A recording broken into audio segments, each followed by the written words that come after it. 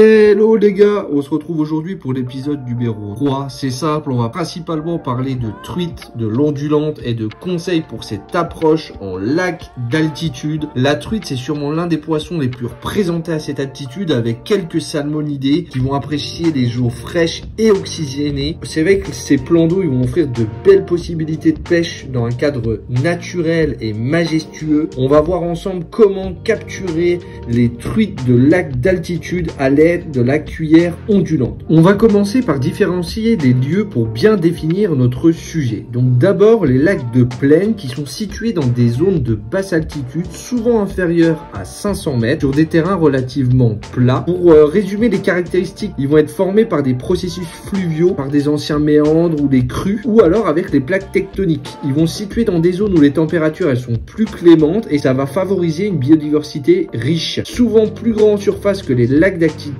mais moins profond, et l'environnement humain il peut être plus marqué avec des villages, l'agriculture ou même des loisirs. En deuxième lieu, on va avoir les lacs de montagne qui vont être inférieurs à 1400 mètres. C'est un sous-ensemble de lacs d'altitude, mais il va mettre davantage l'accent sur son environnement spécifique dans un contexte montagneux. Donc les caractéristiques, ça va être situé donc en zone montagneuse, souvent encore une fois formé par des processus glaciaires ou encore une fois tectoniques. Ça peut inclure des lacs situés à des altitudes modestes dans les montagnes, et l'eau est souvent cristalline en raison de l'absence de pollution et du faible développement humain. Du coup, on va avoir les lacs d'altitude. C'est un lac d'altitude, il est situé au minimum à plus de 1400 mètres. Certains diront même considéré à plus de 2000 mètres. Ce sont des lacs qui peuvent dater de l'ère glaciaire. Donc c'est des glaces qui ont fondu dans une cuvette et qui a formé un lac, ou être un lac artificiel, voire même un barrage qui fait obstacle à l'écoulement des eaux qui s'accumulent. C'est vrai que cette spécificité, c'est que la plupart de ces lacs vont être recouverts de glace en hiver et l'eau, elle va y être extrêmement froide. Donc seuls les salmonidés et les vairons, ils vont survivre dans des conditions extrêmes. Et lorsque les eaux elles vont être libérées de ces glaces, c'est vrai qu'on va avoir des spots qui sont privilégiés avec moins de pêcheurs que dans les lacs de plaine. La fenêtre de pêche par contre, elle va peut-être être plus courte parce que certains dégèlent en juin ou d'autres en juillet, suivant l'altitude à laquelle ils se trouvent. Mais c'est vrai que ces lacs ils peuvent offrir de jolis spécimens,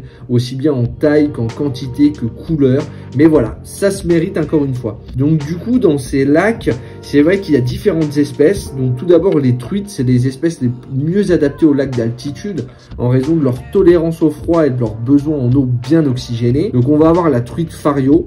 Elle est originaire des cours d'eau et des lacs d'Europe. Elle est souvent introduite dans les lacs d'altitude pour la pêche. On va avoir la truite arc-en-ciel. C'est une espèce introduite dans de nombreux lacs d'altitude, particulièrement en raison de sa popularité chez les pêcheurs. Moi, à titre personnel, comme chez les Espagnols, je suis pas pour l'introduction de cette espèce. Et puis on va avoir la truite de lac ou truite grise, ou appelée Christivomer, où là elle va préférer des lacs profonds, froids, typiques des environnements d'altitude. On peut également retrouver dans certains cas des ombles chevaliers qui vont être des espèces emblématiques des lacs d'altitude qui sont très bien adaptées aux eaux froides et riches en oxygène, et sa présence est fréquente dans les lacs glaciaires des Alpes et d'autres zones montagneuses, notamment les Pyrénées ou en Corse également. Dans certains lacs d'altitude, il y a des poissons indigènes qui sont rares en raison des conditions extrêmes. Toutefois, on peut considérer que quelques espèces vont s'adapter, comme la loche, les vairons, les goujons dans les lacs de moyenne altitude. Donc maintenant on va regarder la conséquence sur le poisson de ce biotope. C'est vrai qu'il peut avoir l'absence naturelle de poissons. Dans de nombreux lacs d'altitude glaciaire, ils sont dépourvus de poissons à cause de l'isolement géographique et de l'environnement hostile. La présence actuelle de poissons, elle est souvent due à des introductions humaines pour la pêche ou pour équilibrer l'écosystème, et ça va être différents facteurs qui influencent la présence des poissons. L'altitude, plus le lac est élevé, moins les espèces peuvent s'y adapter. La température, les eaux très froides, elles vont limiter les espèces. L'oxygénation essentielle pour les poissons, elle peut varier avec la profondeur et la saison. Et également l'introduction humaine, c'est un facteur déterminant, souvent dans la composition des espèces. Donc pour résumer, les lacs d'altitude sont principalement peuplés de truites, d'ombles chevaliers et parfois de corégones ou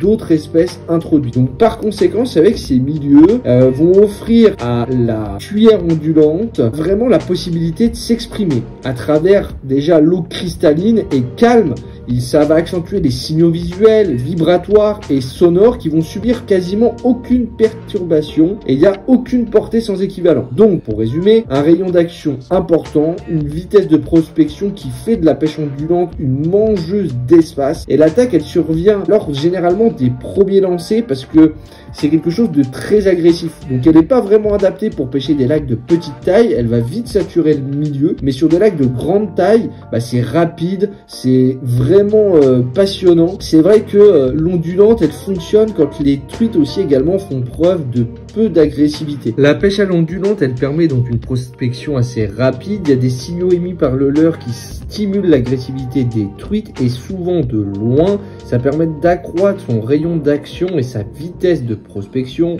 On va jouer sur la masse de l'ondulante, mais aussi sur la vitesse d'animation qui va explorer différentes couches depuis la surface jusqu'à plus de 10 mètres sous la surface, il n'y a aucun problème. Il y a différentes possibilités d'animation qui sont offertes par l'ondulante, assez rapide près de la surface en linéaire, papillonnant en chute dans la colonne d'eau ou près du fond par une animation lente associée à de légères tirées. Et ça permet de s'adapter en fonction du comportement des truites. La plupart des pêcheurs, ils utilisent des ondulantes assez lourdes, plus de 10 grammes, pour pêcher à la fois loin et en profondeur. Il existe aussi des versions légères entre 3 et 4,5 grammes qui permettent de réaliser des prospections efficaces. Et moi, je vous accorde que j'utilise la version 7 grammes pour sa polyvalence. Donc maintenant, on va regarder ensemble un extrait de l'animation et d'une capture d'une truite. Du fond, hein.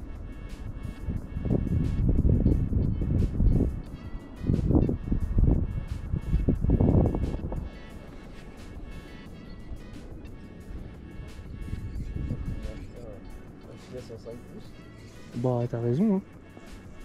Son boule et c'est quoi le DRT non VTS. Ah VTS. C'est joli hein. Tu m'étonnes que t'as fait. Tu les as fait là-dessus? Ouais.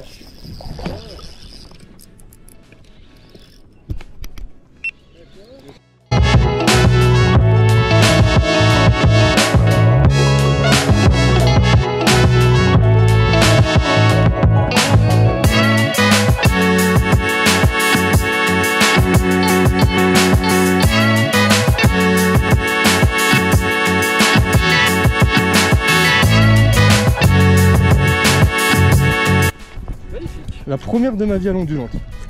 Bon fiche hein. Bah vas-y, mais vas-y. On va se les faire. Hein. Bon, je t'en prends. Oh merde. T'inquiète. Moi je suis au chad. Ouais.